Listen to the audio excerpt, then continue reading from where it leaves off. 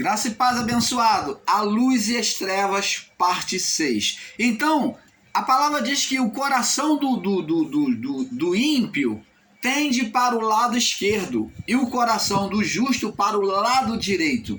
Como se o homem tivesse dois corações. Não, mas um coração só, ele é tendencioso para o lado de esquerdo, que está falando do curso natural físico do homem, que é o homem carnal, que ele é carnal, então ele vem conforme a vida física. Então está demonstrando carnalidade, que é preso à carnalidade, que é o natural da vida, é o nosso coração se inclinar para o lado esquerdo. Mas o homem espiritual, o homem justo, diz que a inclinação do coração dele é para o lado direito. Direito significando dizer que é contrário ao coração do homem ímpio, que ele tem um coração inclinado para as coisas de Deus. Fala da inclinação do homem. E no caso de Caim, Caim tinha um coração inclinado para onde? Para o lado esquerdo. Ele era carnal. Ele foi e tornou-se filho do maligno. Ele já tinha prazer no que era mal.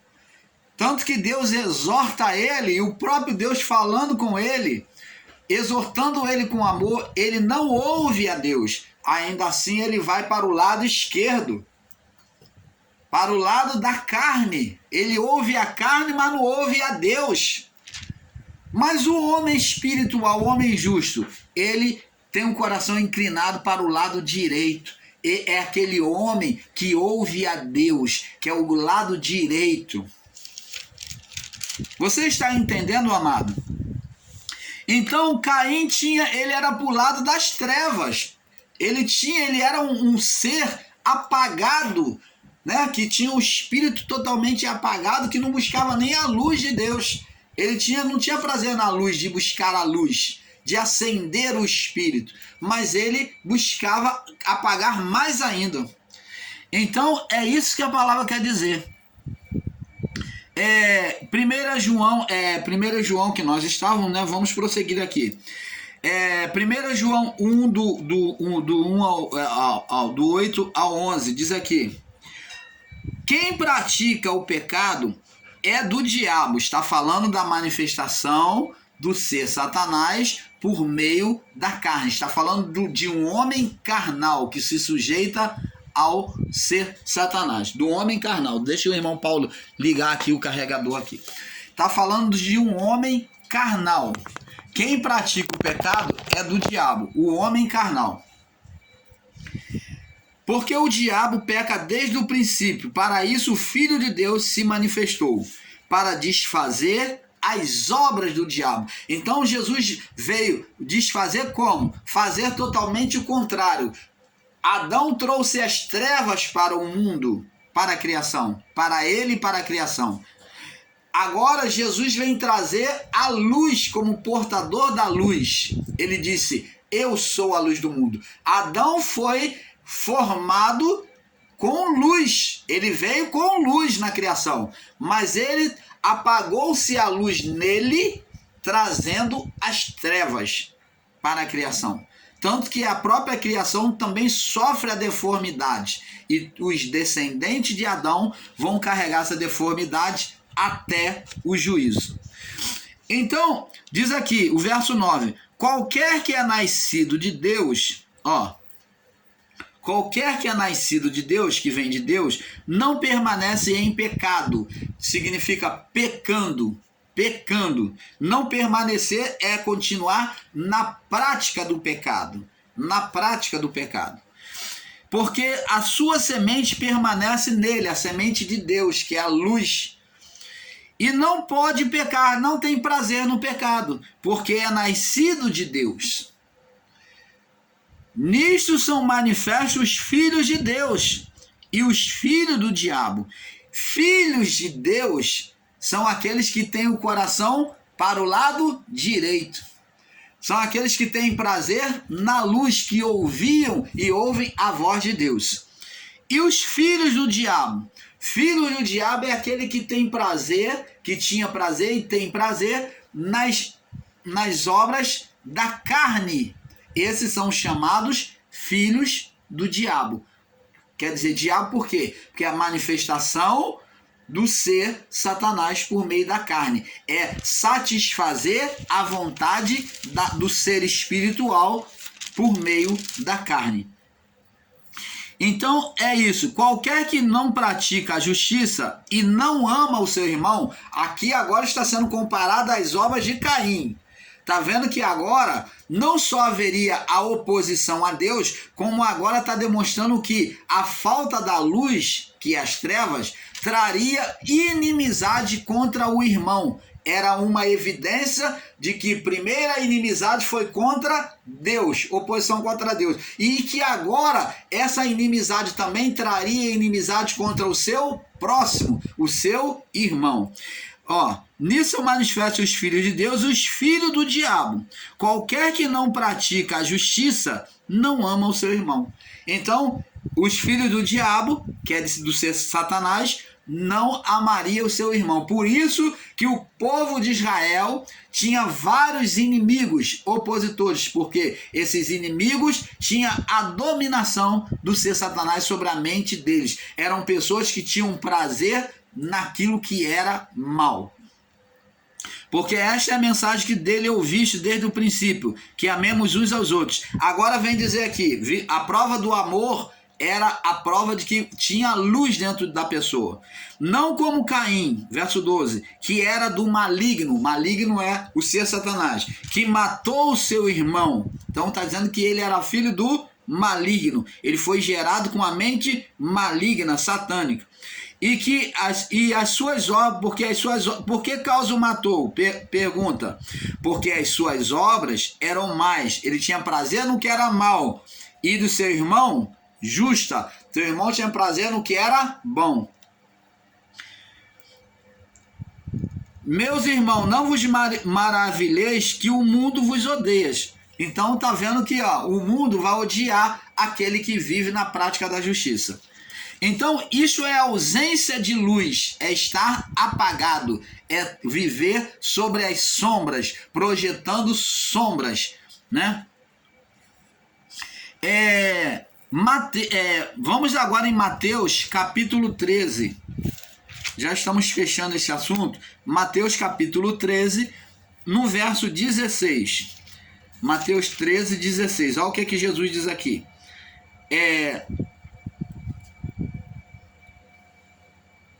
Mateus 13. Mateus capítulo... Mateus 5... Me perdoe, Mateus 5, me perdoe. O irmão Paulo está aqui distraído, com a mente distraída. Mateus 5,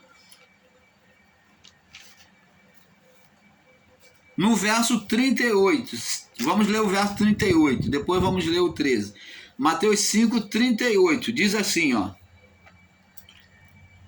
Ouviste o que foi dito, olho por olho, dente por dente. Eu, porém, vos digo, olha, Jesus está dizendo, a lei dizia para você que você podia matar o seu inimigo, que era olho por olho, fez contra você, você também pode fazer. Era o que a lei dizia. Olho por olho, dente por dente.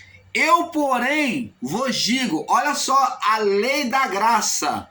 A lei da graça, ela é muito mais rígida do que a lei mosaica. Diz aqui, eu, porém, vos digo, não resistais ao homem, ao que é mal. Não resistais ao que é mal, mas se qualquer te bater na face direita, oferece-lhe também a outra. Não crie resistência, não resistais ao homem mal. Não revide ao homem mal. Está dizendo agora de um povo inimigo que costumava combater contra Israel, aqueles que demandavam contra o seu próximo, que acusavam o seu próximo. Jesus disse para não resistir, não revidar contra essas pessoas. Qualquer que quiser te bater na face direita, oferece-lhe a outra. Não leve em consideração ao mal que fazem contra você. É isso que ele está dizendo. Ao que quiser pleitear contigo, lutar contigo, tira-lhe a capa, né? Tira-lhe também contigo, tira-lhe a túnica e larga também a tua capa, que representava a honra, né? A honra, a expressão daquilo que o homem era. Quem usava a capa era a representação real de riqueza, de homens que tinham um poder financeiro maior. Então, significava a honra do homem. Então, tira-lhe a capa. Qualquer que te obrigar a caminhar 1 milha, vai 2 com ele. Faz além.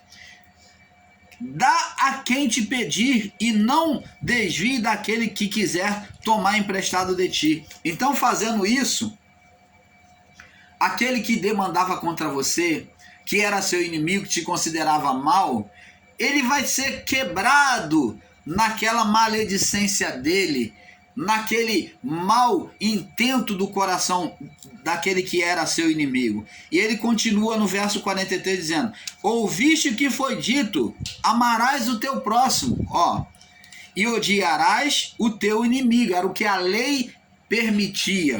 Você tinha que amar o que era próximo e inimigo podia matar.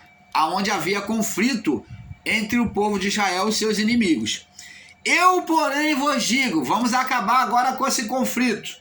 Jesus, como luz, ele vem agora botar tudo às claras, dizendo o seguinte, agora, na graça, na luz, amai os vossos inimigos, aqueles que combatiam contra você, ame eles.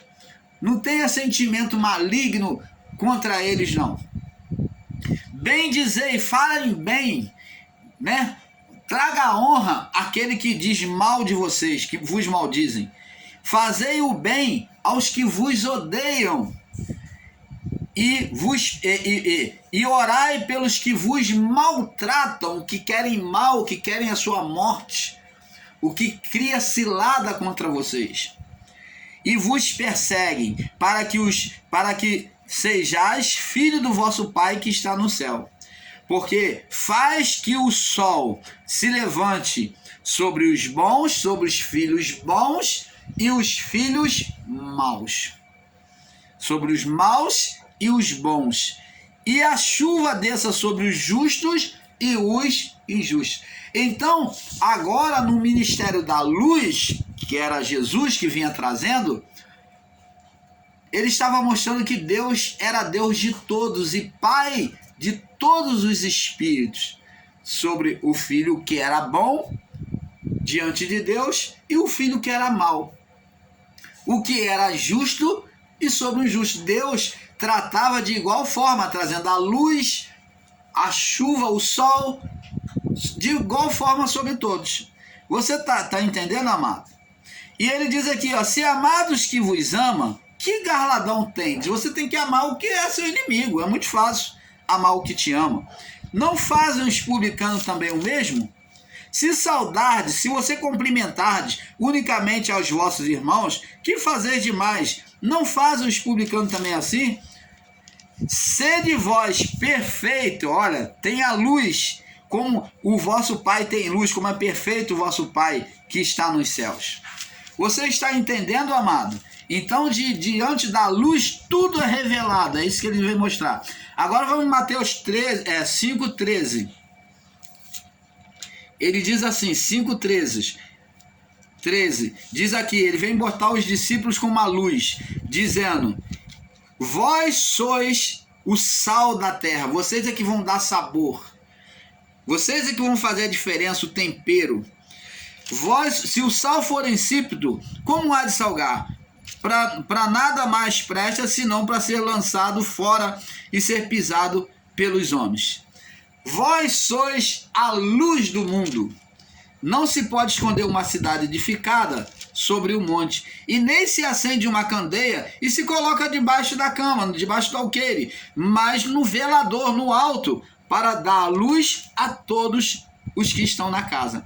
Assim resplandeça a vossa luz. Eles já estavam recebendo a luz, que era o evangelho de Cristo, diante dos homens, para que vejam as vossas boas obras, que por meio da luz, do ensino de Jesus, então eles viessem a praticar as boas obras como lemos aqui, que eles deveriam fazer o contrário, não revidar os inimigos, e glorifica o vosso Pai que está no céu. Você está vendo, amado, como que a luz se manifesta? Agora, os discípulos com a luz, de Mateus 5, 13, do 13 ao 16, como a luz do mundo, pois receberam a luz na mente pela aceitação da palavra. Veja que foi na mente que nasceu o mal, as trevas. Abençoado, as forças espirituais geradas por Adão trouxe o império das trevas. Vamos completar agora para ir terminando. Colossenses, que Paulo diz que Adão trouxe o império das trevas. Colossenses,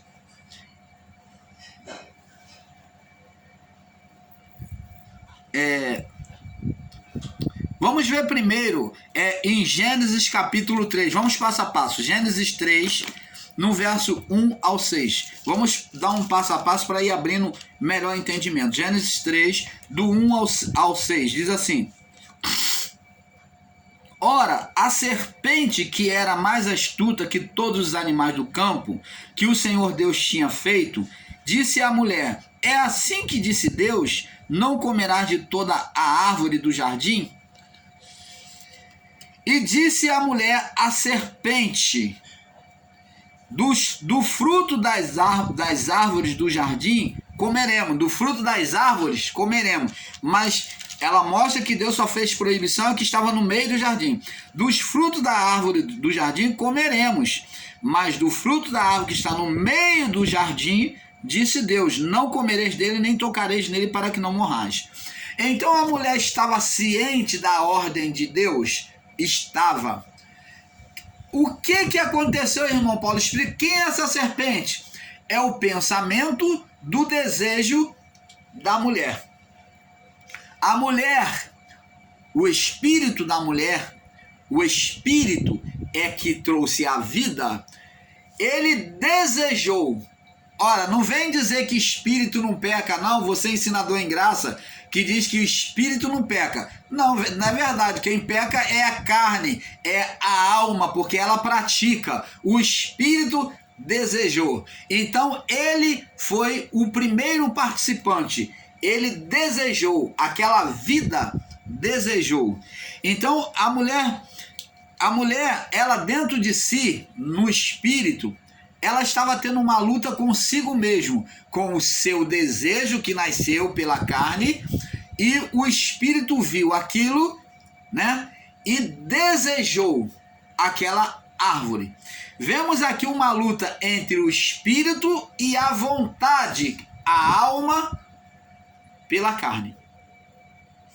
O espírito estava ciente da voz de Deus. Deus disse que não poderíamos comer somente da árvore que estava no meio do jardim. Mas a carne, a alma sujeita à carne, a alma expressa a vontade, a alma desejou, né? O espírito foi atraído, ele desejou primeiramente, mas ele sabia que não satisfaria a Deus, ele tinha ciência disso. Mas ele sabia qual era a ordenação de Deus, mas ainda assim ele desejou. E a alma que expressava o desejo do espírito pela carne, então ela disse: de todas as árvores podemos comer, mas da que estava no meio do jardim, nós não podemos, disse Deus. Ali era o pensamento do homem espiritual. Homem espiritual, estava ciente.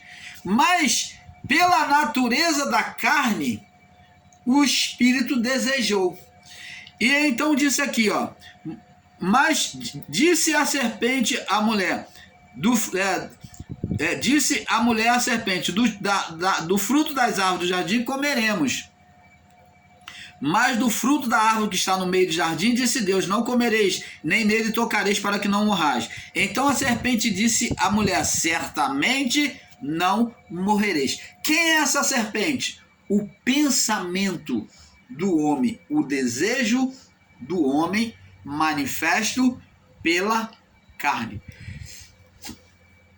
Você está entendendo, amado? Agora, o pensamento na liberdade de escolha do homem, esse é o pensamento do homem, o espírito não estava sujeito à carne. O espírito não estava sujeito à carne.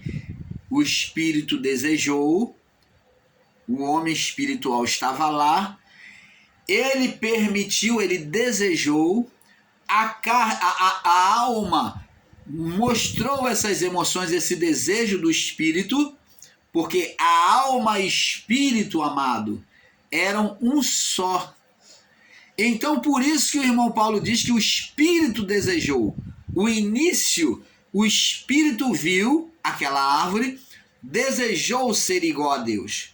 O homem espiritual, a princípio, desejou ser igual a Deus. Mas a palavra mostra que ele estava ciente de que não podia comer, era da árvore que estava no meio.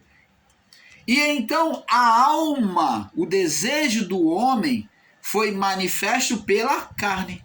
O homem, agora havia uma luta entre o desejo, o pensamento do homem e o espírito.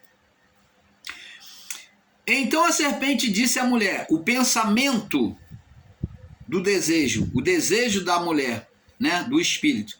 Certamente não morrereis, chamou Deus de mentiroso, porque Deus sabe que no dia que dele comerdes, vos abrirão os olhos e sereis como Deus, sabendo o bem e o mal. Ora, como que a serpente, o pensamento, soube dizer uma verdade que seria igual a Deus? Aqui há uma verdade? Há. A serpente ali disse a verdade, porque Deus sabe que no dia que comer sereis igual a ele, conhecedor do bem e do mal. E nós vemos aqui, no capítulo 3, ainda, agora no verso 22, que isto é uma verdade. Então diz o Senhor Deus, eis que o homem é como um de nós, conhecendo o bem e o mal.